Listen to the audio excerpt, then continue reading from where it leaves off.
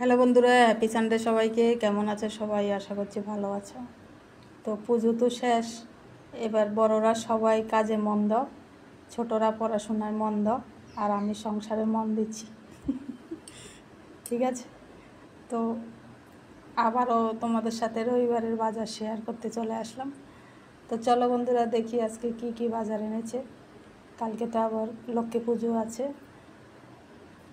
বলছি বেশি হাবিজাবি মাছ যাতে না আনে, একদম অল্প বাজার করতে বলেছি আজকে।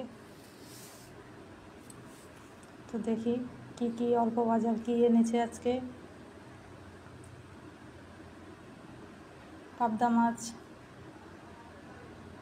মাছ যা এনেছে মোটামুটি দুদিন হয়ে যাবে। আর কি আছে দেখি।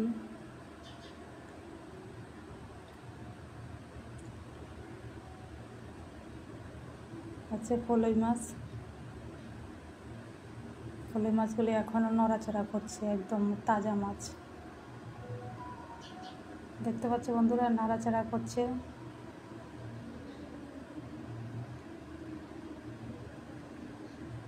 তাজা মাছ দেখলে খুব ভালো লাগে।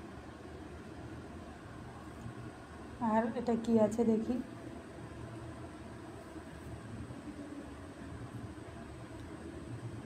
আছে চিংড়ি মাছ। ব্যাস, এই হলো আজকের মাছের বাজার। ব্যাগ একদম ফাঁকা, একদম অল্প অল্প মাছ এনেছে আজকে এই সপ্তাহে।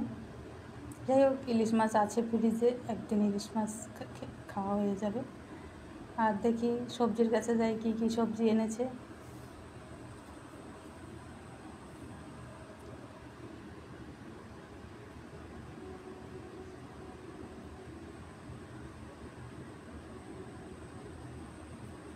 আছে আলু, আদা, পেঁয়াজ, রসুন একটা ব্যাগে।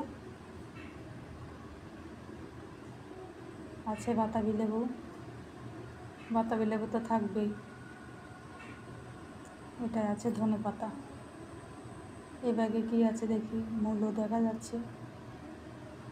আমার বর মূলো খেতে ভীষণ ভালোবাসে, কিন্তু আমি এতটা পছন্দ করি না। এই শীতকাল আসে, প্রত্যেক সপ্তাহে মূলো চাই। মূলো দিয়ে বিভিন্ন পদের সবজি খেতে ভীষণ ভালোবাসে। শীতকালীন সবজিটা আর কি, ধনেপাতা দিয়ে যে সবজিটা করা হয় খেতে ভীষণ ভালোবাসে। তো পেঁপে আছে, তো ব্যাগটা আমি ঢেলেই দিচ্ছি। আর কি আছে দেখি। সবজিও আমি মোটামুটি অল্পই আনতে বলেছি।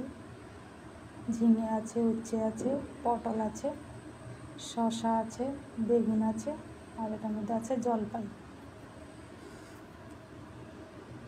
কাঁচা লঙ্কা আছে। ব্যাস, এই হলো সবজির বাজার। একদম সাদা মাঠা বাজার এই সপ্তাহে।